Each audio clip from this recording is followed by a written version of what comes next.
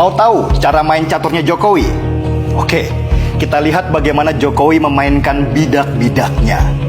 Tujuannya kali ini adalah menjadikan ekonomi Indonesia meroket dengan membangun super holding BUMN. Bidak-bidak Jokowi adalah para menterinya. Dan menarik melihat bagaimana Jokowi menempatkan para menterinya untuk mencapai tujuan. Menteri pertama yang dipasangnya adalah Mahfud MD, Menko Polhukam. Tugas Mahfud yang paling penting kali ini adalah menyusun undang-undang Omnibus Law. Omnibus Law ini adalah produk undang-undang yang nantinya akan menyeragamkan undang-undang investasi yang selama ini bertentangan. Sebagai contoh, misalnya, di daerah A peraturan investasinya X, sedangkan di pusat peraturan investasinya Y, jadinya bertentangan. Nah, ini menyulitkan investor asing masuk ke Indonesia.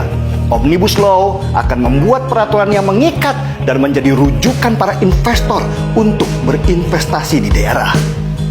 Dan yang kedua adalah Kepala BKPM, Bahlil Lahadalia.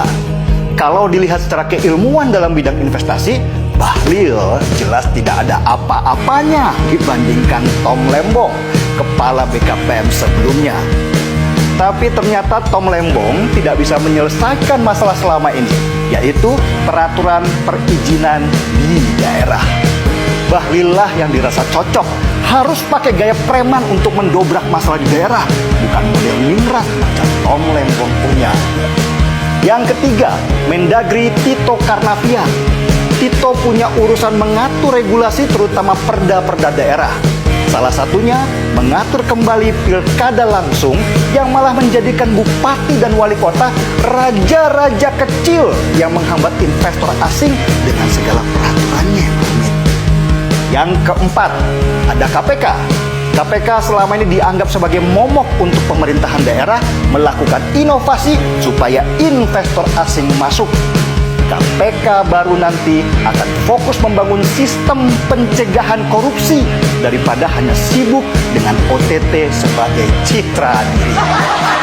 Nah, sesudah masalah perizinan itu sudah dibangun panglima perangnya, Jokowi kemudian membangun kendaraan perangnya lewat konsep Super Holding BUMN.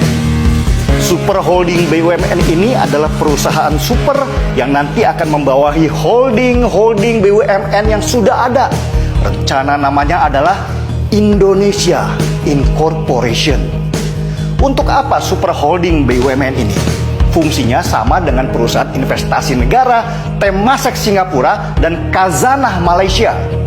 Dengan menggabungkan aset seluruh BUMN dalam satu wadah perusahaan investasi, maka perusahaan super holding ini akan bisa membeli saham perusahaan-perusahaan multinasional.